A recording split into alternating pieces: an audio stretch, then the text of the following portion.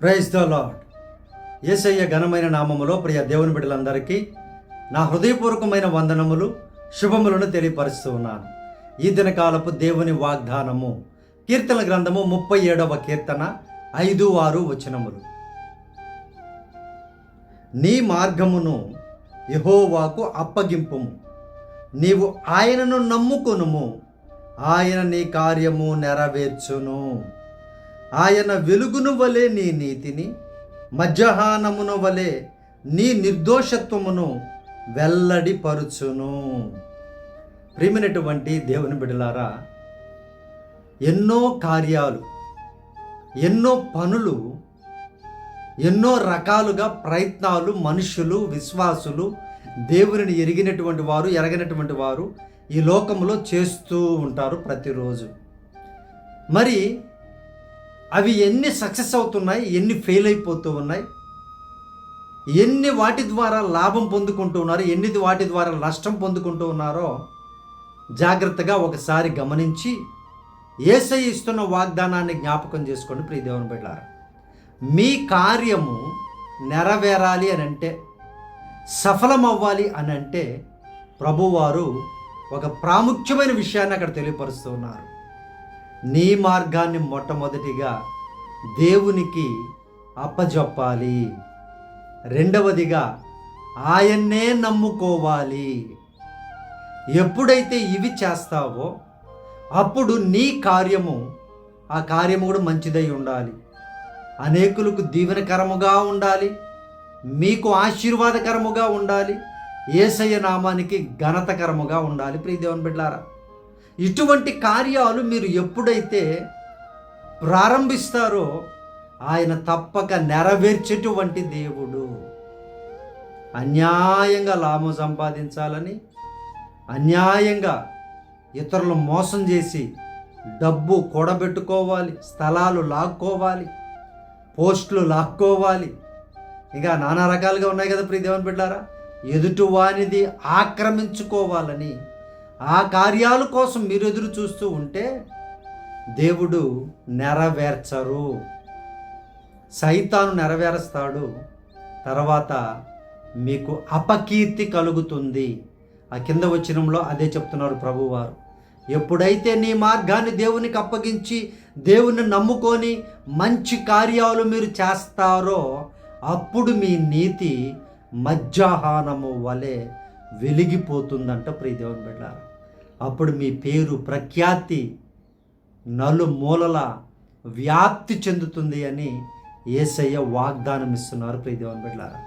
మరి ఏం కార్యాలు చేస్తున్నారో, ఏ కార్యాలు ఆలోచిస్తూ ఉన్నారో ఒక్కసారి గమనించండి ప్రియ దేవుని బిడ్డలారా. ఈ కార్యము ఫెయిల్ అయిపోతూ ఉందనంటే దేవునికి విరుద్ధముగా వెళుతున్నావేమో, దేవునికి ఇష్టము లేనటువంటిది చేస్తూ ఉన్నారేమో, సైతాన్ని హైలైట్ చేస్తూ దేవుణ్ణి తగ్గిస్తూ ఉన్నారేమో, లేదా మీరు హైలైట్ అయిపోతూ దేవుణ్ణి గనపరచకుండా దేవుని నామాన్ని కించపరుస్తూ ఉన్నారేమో. వీటన్నిటి వల్ల ఫెయిల్యూర్స్ వస్తాయి, వీటన్నిటి వల్ల నష్టపోతారు, వీటన్నిటి వల్ల మీ పేరు ఖరాబ్ అయిపోతుంది, ప్రఖ్యాతులు మీకు ఉండవు. దేవుని బిడ్డారా, అటువంటి జీవితం కంటే కూడా నీ మార్గాన్ని ప్రభువుకు అప్పచెప్పి యేసయ్యనే నమ్ముకు. మరలా మధ్యలో అక్కడికి వెళ్తారు, ఇక్కడికి వెళ్తారు, ప్రభువారు అంటారు, మరలా మధ్యలో అక్కడెక్కడికి వెళ్ళిపోతూ ఉంటారు. ఆ దేవుళ్ళను, ఈ దేవతలను ఎక్కడెక్కడికో వెళ్ళిపోతుంటారు ప్రియ దేవుని బిడ్డలారా.